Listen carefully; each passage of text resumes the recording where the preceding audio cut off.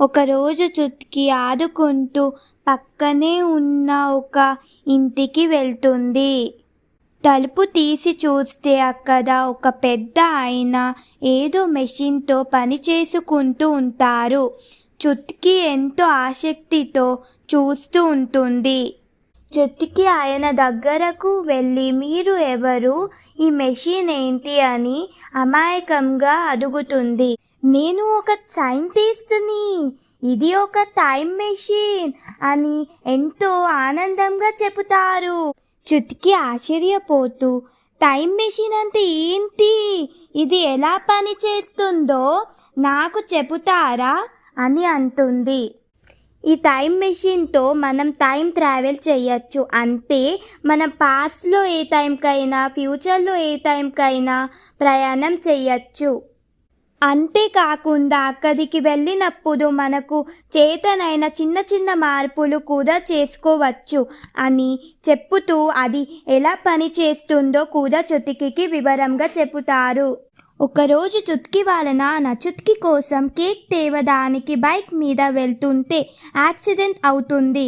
కాలికి, తలకి, చేతికి చాలా తీవ్రమైన గాయాలు అవుతాయి.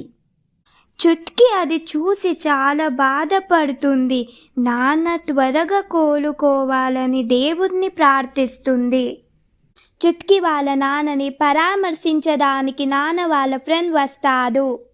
చుట్కీ అంకుల్తో, నాన్న నా కోసం కేక్ తేవడానికి వెళ్ళినప్పుడు యాక్సిడెంట్ జరిగిందని, అందుకే దీనికి ఒక విధంగా నేనే కారణం అని చెప్పి బాధపడుతుంది.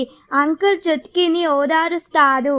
చుట్కీకి ఒక అద్భుతమైన ఐడియా వస్తుంది. టైం మెషిన్ సహాయంతో పాస్ట్కి వెళ్ళి వాళ్ళ నాన్నని యాక్సిడెంట్ జరిగిన రోజు బయటకు వెళ్ళనీయకుండా ఆపి యాక్సిడెంట్ జరగకుండా చెయ్యాలని నిర్ణయించుకుంటుంది.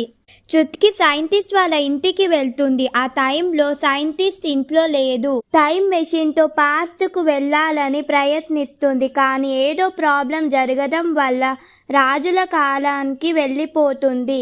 అయ్యో, నేను రాజుల కాలానికి వచ్చేసానేంటి, ఏదో తప్పు జరిగినట్టుంది అని ఆందోళన పడుతూ మళ్ళీ టైం మెషిన్ దగ్గరకు వెళ్తుంది. ఈసారి పొరపాటున ఫ్యూచర్కి వెళ్ళిపోతుంది. ఎటు చూసిన రోబోట్స్, ఫ్లయింగ్ కార్స్ ఉంటాయి. ఆశ్చర్యపోతూ మళ్ళీ టైం మెషిన్ దగ్గరకు వెళ్తుంది.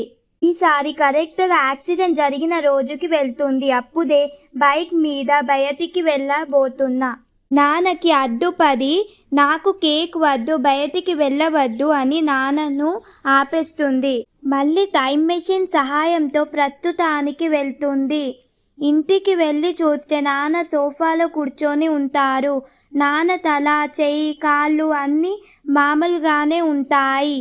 తను చేసిన సాహసం సక్సెస్ అయిందని హ్యాపీగా ఉంటుంది. నాన్నతో ఎప్పటిలాగే ఆడుతూ హ్యాపీగా ఉంటుంది.